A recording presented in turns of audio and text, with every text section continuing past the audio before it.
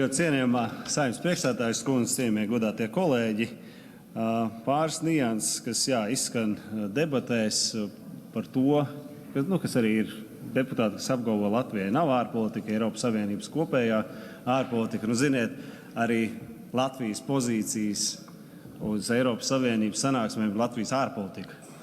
Mūsu lēmumi, ko mēs virzam uz padomu sēdēm, ir Latvijas ārpolitika.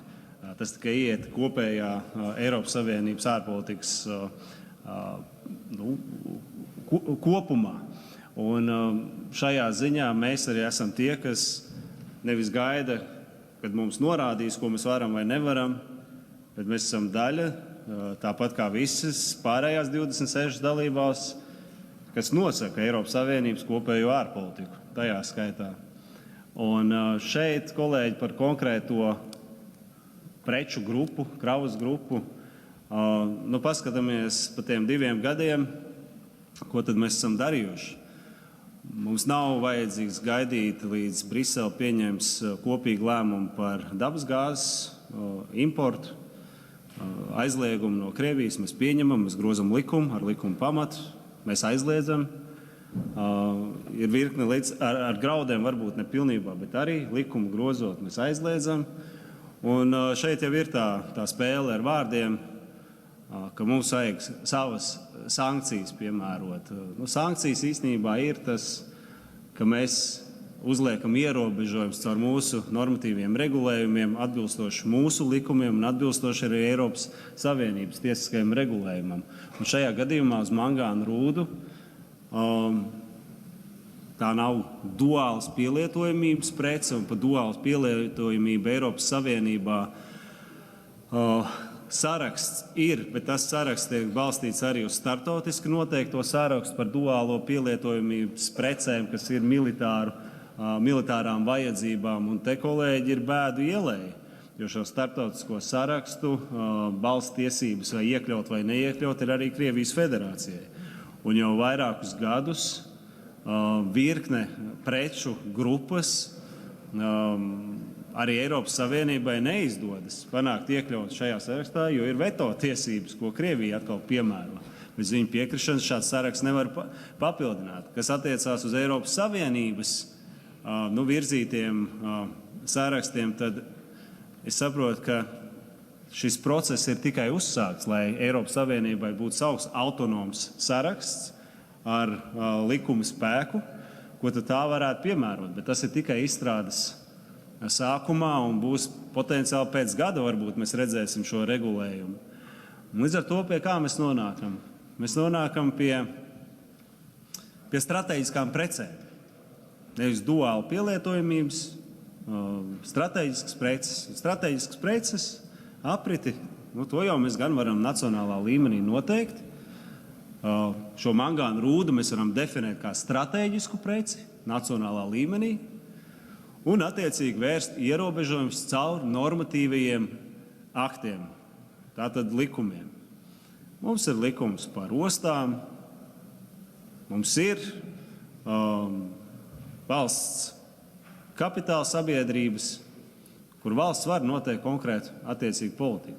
Un šeit ierobežojumi kā ar dabas gāzi mēs ar likumu noteicām, ka Latvija aizliedz importu. Tāpat arī mēs varam nacionālā līmenī lemt, ka mūsu kritiskajā infrastruktūrā, kas ir konkrēti ostas, konkrētu preču pārkraušana ir aizliegta uz noteiktu periodu. Var noteikt pamatojumu līdzīgi tāpat, kā tas ir ar dabas gāzi, tas saistībā ar Krievijas agresijas karu Ukrainā. Kolēģi, šeit mēs varam pieiet ļoti radoši tieši tiesiskā ietvara tiesiskajā ietvarā, uz likuma pamata. Un, protams, un paralēli gaidīt arī šo procesu, ko piemin arī šis lēmuma projekts grozītais, kad Eiropas Savienība pieņems kopīgu lēmumu attiecībā uz mangānu rūdu. Bet pateikt, ka mēs šajā brīdī īsti nevaram darīt, pat no morāla aspekta būtu absurdi, jo ir dzirdēts, protams, tas arguments, ja mēs to izdarīsim, tās kravas šā vai tā plūdīs uz Krieviju. Krievija turpinās savu militāro industriju stiprināt. Arī Eiropas Savienība pieņems. Nezinu, pēc 2 vai 3 mēnešiem. Krievijai ir robeža diezgan plaša, viņa jau nerobežojas tikai ar Eiropas Savienību. Plūdīs šīs preces, bet tas nebūs uz mūsu sirdsapziņas. Tas nebūs uz Eiropas pilsoņu sirdsapziņas, ka mēs nodrošinām kara mašīnu. Un tas ir mūsu morālais pienākums ierobežot visos iespējamos veidos, jebkāda veida kapacitāte Krievijas militārai mašinērijai darboties. Un līdz ar to es domāju, ka šeit grozītais lēmuma projekts, es piekritīšu, ka viņš ir vājš. Uzdot kaut ko, neko, kad, nezinu kad, un ar kādu mērķi. Tā vietā uzdot sagatavot grozījumus, kas nacionālā līmenī aizliegtu eksportu, importu un tranzītu tajā skaitā.